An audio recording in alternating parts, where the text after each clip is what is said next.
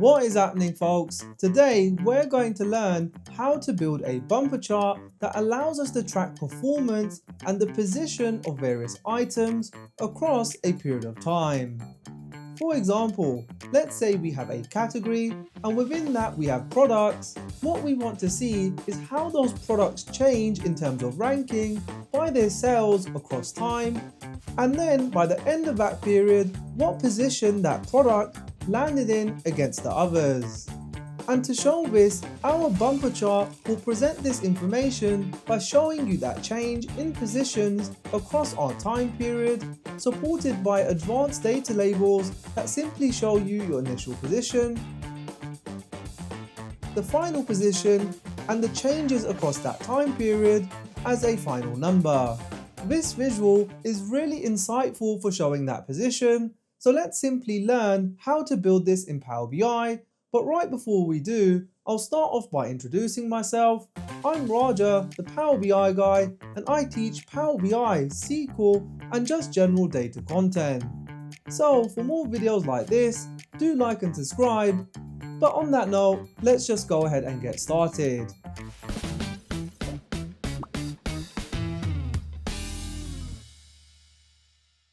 So we're now in Power BI. What I'll do is first start off by going through how to create the bump chart with no card labels, and then the more advanced version where we have our cards that show the starting position, the change, and then the final position. Now this is slightly more advanced, but we'll have to use various measures that manipulate the context of our calculations. So what we'll first do is start with the simple version that only requires two measures to show the rank and then the changes across time. So for this, let me start off by deleting the visual, and then what we need to do to build a bump chart is insert a line chart into our report page. And then once we have our line chart, for our x-axis we need to introduce month, as that's what we want to look across time. And then for our y-axis, this is where we need to build our first measure that shows us a ranking based on our criteria. So in this example, I have this table that includes all of my employees, the months, the month number, and then the sales for that employee in that month. So what we need to do is build a rank for our various employees that ranks them based on their sales in any given month. So for this, if we go to our report view, and let's quickly demonstrate this ranking and building this measure by creating a table. And in this table, let's bring in our employees, the sales, and then sort by our sales. And I'll make the font slightly bigger by going to grid and then options. And let's just change the global font size to make that slightly easier to see. So we can see Alice is our top performer, followed by Charlie, and then the others in a particular order. So to do a ranking, we can create a measure that simply what it does is uses a rank X. And what we're saying is rank our employees, so that's the context, based on the sales, and then descend for that sort order. So that's a variable, and then we simply want to return the result of this calculation. So if we insert that into our table, we'll see our rank calculation returns a 1 for Alice as she's our top performer, 2 for Charlie, and then the following numbers based on the order or rank of sales. So we can see our rank calculation is working. So let's go ahead and delete that. And then in our line chart, let's go ahead and insert rank into our y-axis. And right now, it's returning a single line as it doesn't have the context of employee within our calculation. So it doesn't have anything to rank against within this visualization. So if we insert employee into our legend, we can see that's now ranking our various employees based on the sales for that particular month. So what we can do is turn off our title within the visual, turn off our legend, And then to see who that was, for a very basic visual, we can turn on series labels, and by doing so, we can see was ranked 6, and Alice was our highest performer, being ranked 1. Now, by default, y-axis start from the lowest value moving upwards, but what we can do is go to our Format tab, select y-axis, and then invert the range, as naturally when we talk about ranking, we work down rather than looking up, as we want our top performers to sit at the top. And now we can see in January, Diane was rank 1, but she dropped to position 5 in December. So let's go ahead and format this slightly more to make those independent changes across our various months a lot more obvious. So if we collapse y-axis and then go to markers, we can turn this on and make those slightly bigger, so it's much easier to see the individual changes at a month level. And then for our series labels, just to make that slightly clearer, what we'll do is close markers and then go to our series labels tab, turn on background, and then for our values, make that slightly bigger. And for our titles, we don't need that in the x-axis, as months are pretty self-explanatory. So let's go ahead and close series labels, go to our x-axis and then turn off the title. And then for our y-axis, let's simply change our title to rank and make that bold. Now it is up to you if you want to show this rank, but to hide it, what we can do is simply expand values and then make the values white so they blend in. And now we can see our ranking in the final position and where the ranking started at the beginning. Now, one last thing before we move on to the advanced version that makes this insight of the changes, positions much easier to see is within our y-axis, we can see it's sitting quite close to the bottom and the top, where it simply exists within the border of the visual, which we can adjust by once again going to y-axis, and manually we can hard code the minimum value and the maximum. So as we know, it starts off with 1, so if we set the minimum to 0 and then the maximum to 7, as we have 6 categories, that now exists within the middle of our visualization, and it's slightly cleaner in terms of our view. And that's the baseline bump chart that shows us the changes in positions across various months. So that's the baseline for how we create our bump chart. Let's now move on to the more advanced version that shows our starting position, ignores the values in the middle, and then shows the final position and changes between our starting position and final. So what I'll do is simply duplicate this page and then copy the baseline visual that we had to start again with our cards. So I'll delete this visual and then bring that in, which now gives us the baseline to start creating our next set of measures.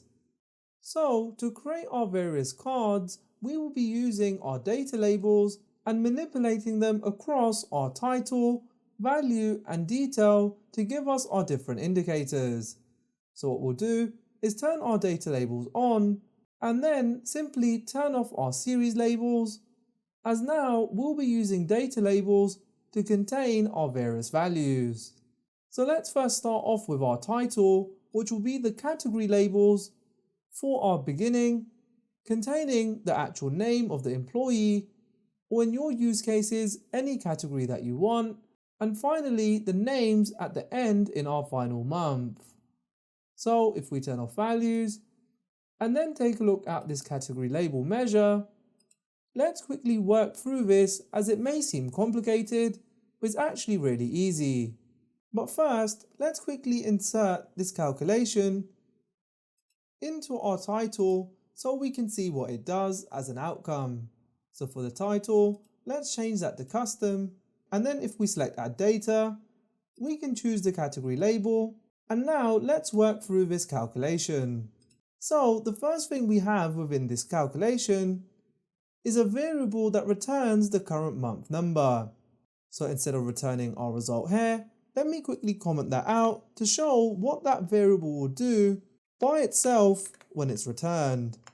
So for current month number, what we're doing is getting the selected value or value within the visual and then returning the month number based on a month number column. And as we can see, when we return simply just the month value, it's returning the month number for every single month that it represents. So in our date table, we can see we have our various months and then an associated month number. And in our category label, selected value is simply returning that month number. And then moving on, we then work out the minimum month number within our current filter context of the visualization. So we do a calculate and then minimum to get the minimum number, and the filter context being used within the date table. So if we change that to minimum month number, we'll see within our visualization, it's now returning 1 as the minimum is January, and it's returning that across all of our various items. And then if we do the same for our maximum month number, we'll see that's now returning 12 across the various items. So moving on, we then have the category name, which works very similar, but we're saying the selected value we want to see employees or what that value is within the visual. So if we change that to category name, we'll find it's now showing the category, which is employee name, represented every single time, as that's the employee for that particular line. So then finally, we then have an if statement that puts that all together, where we essentially say if the current month number, so that's a selected value, equals the minimum month number, we want to return category name. So we would expect in January that selected value to be 1. The minimum month number in our visual is 1, so it will return category name. And then once again, in December, we expect the current month number selected value to show 12. And we're saying if the current month number equals the maximum number, we then want to return category name. So if we then enter that, we'll see we're now getting the names for the minimum and maximum based on our if logic, where we say the current month number needs to be the minimum or the maximum. So that logic is what we'll be using essentially across our other items. So we won't go through this logic again, but it's really simple in practice what it's doing. So if we close that and then go back to our data labels, let's go ahead and turn on background and then make the value slightly bigger. And then we can turn on value to move on to our next item. So once again, we can add a custom field. And for this, we're going to use position change. So if we go through this calculation, it's very similar to before, where we get the current month number and then work out the minimum month, the maximum, but then this is where it's slightly different, as the position change calculation is going to show us the difference between the first and last month. So we need to get the rank in the first month and then finally the rank in the second month.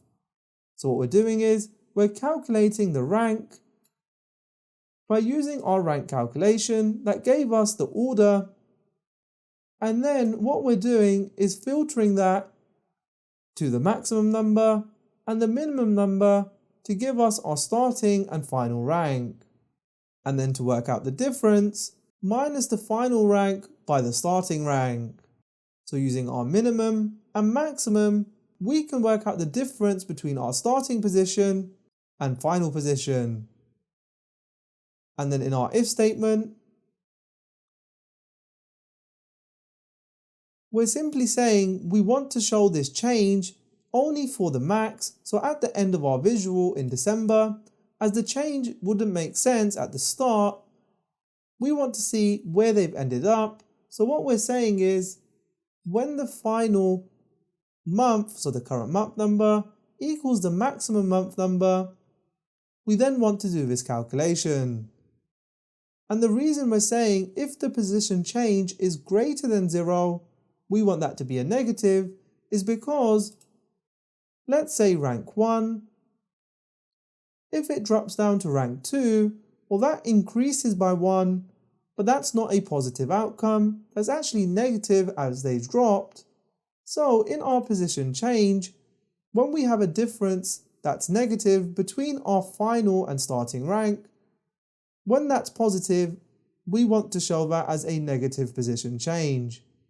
And when that number actually reduces, so let's say we go from rank 3 to rank 2, that's a positive position change. So we want it to show positive, the number, and then the position. So let's go ahead and turn that on and insert that into our value by changing our calculation to position change. And what we can see, we now have the position change in the final month.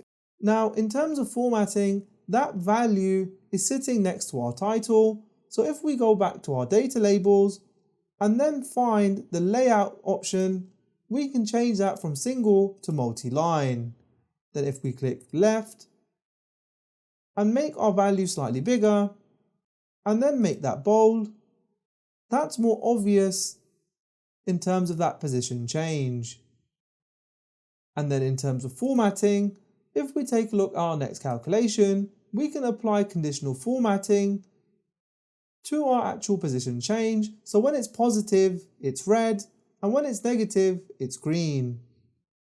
So once again, we have all of our existing logic, getting our current month numbers, minimum and maximum, and then the difference.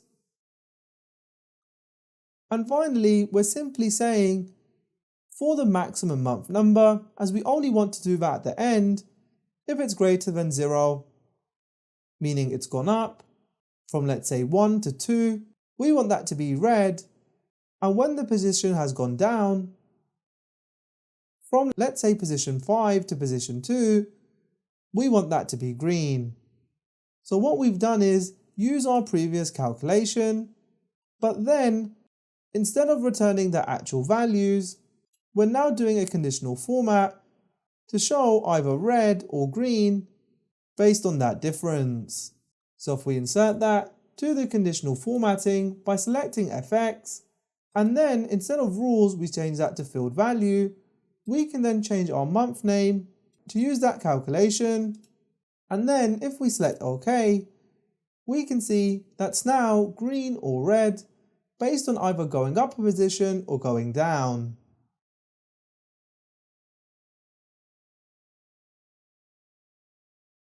And then finally, we want to actually show the rank so it's obvious to see what position it is, where we can use this rank position label, which is very similar once again, where we get the month number, the minimum and maximums, and then finally we have the rank value.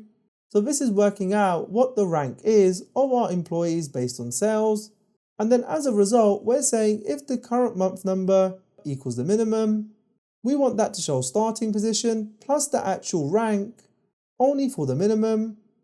And then for our final month, we want it to show final position and the value or rank for that employee. So let's go ahead and insert that into our detail, select add data, and then go to our measures table, select rank position label, and we can see we now have our starting position and final position by using the minimum and maximum.